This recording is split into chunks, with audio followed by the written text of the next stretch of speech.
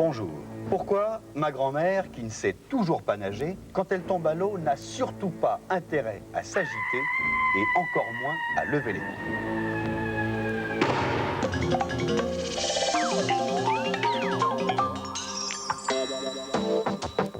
Avant de vous expliquer comment ma grand-mère ne boit pas la tasse, un rapide rappel de quelques principes essentiels. Tout corps plongé dans un liquide en ressort mouillé.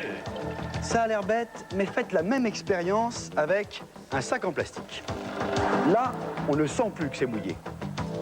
En revanche, on sent mieux que ça pousse, comme si ma main était repoussée de partout. L'eau appuie, regardez mon sac en plastique, ma main a déplacé de l'eau qui cherche à reprendre sa place. Toujours rien à voir avec ma grand-mère. Deuxième principe quant au poids et au volume. Voici 3 cubes de même dimension, 3 cm sur 3 cm sur 3 cm. On est d'accord? Ils font chacun 27 cm3. Mon premier cube, celui qui est en pâte à modeler, je le pèse, il fait 42 grammes. Mon deuxième cube, même volume, 3 sur 3 sur 3, en pierre, je le pèse, il fait 67 grammes. Mon troisième cube, en métal, lui, pèse 240 grammes. Je les mets maintenant dans l'eau. Regardez bien, on passe ici de 42 à 15 grammes. Ici, on passe de 67 grammes à 40 grammes. Et là, avec le métal, on était à 240, on passe à 213.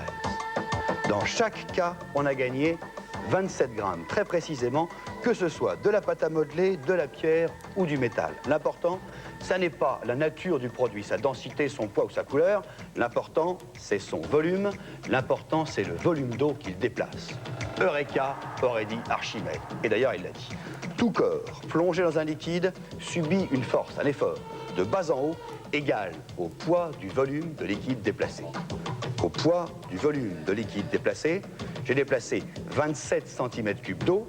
Et comme 27 cm3 d'eau, ça pèse 27 grammes, chacun des cubes pèse donc 27 grammes de moins quand il est plongé dans l'eau. Si ces mêmes 27 cm3 d'eau pesaient par exemple 40 grammes ou 40 kilos, eh bien ça ferait 40 grammes ou 40 kilos de moins sur la même balance et avec les mêmes cubes. Et je le prouve. Voici de l'eau normale, 1 litre égale 1 kg. Voici de l'eau salée, très salée même, 1 litre égale à peu près 1,3 kg. Et voici 2 œufs frais. Même poids, même volume, ils sont rigoureusement identiques. Je les mets dans l'eau.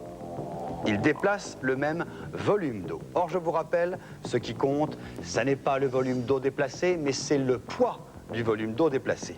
Cet œuf-là coule, il tombe au fond du bocal. Celui-ci flotte ou reste à la surface. C'est aussi pour ça que je flotte mieux dans la mer que dans une piscine. On est d'accord, plus je déplace de liquide et plus ça repousse. Avec le même poids donné. J'ai donc intérêt à déplacer le maximum de liquide. Même pâte à modeler, tout à l'heure, elle coulait. Je lui donne une autre forme pour qu'elle déplace plus de liquide. À que ça repousse tellement, à que ça flotte. À que c'est la même chose avec du béton, du bois ou du métal. Revenons maintenant à ma grand-mère, que voilà, quand elle était plus jeune. Elle tombe dans l'eau.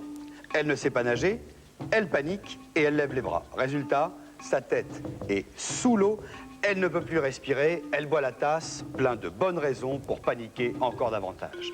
Alors que si ma grand-mère gardait les bras le long du corps, si elle maintenait le maximum de volume sous l'eau, elle garderait sans effort la tête hors de l'eau.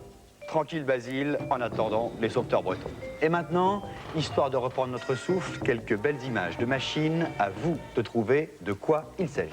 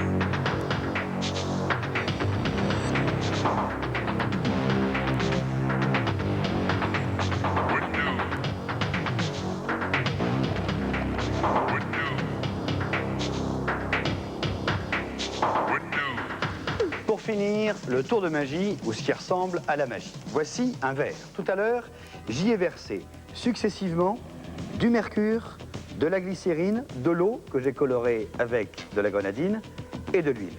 Le plus lourd va au fond, le plus léger reste au-dessus. Voici maintenant du verre, de la pâte à modeler, du métal, du bois et du plastique. Je prends la bille de verre. Plouc. Elle flotte au-dessus du mercure. Le métal. Plouc. Il flotte sur le mercure.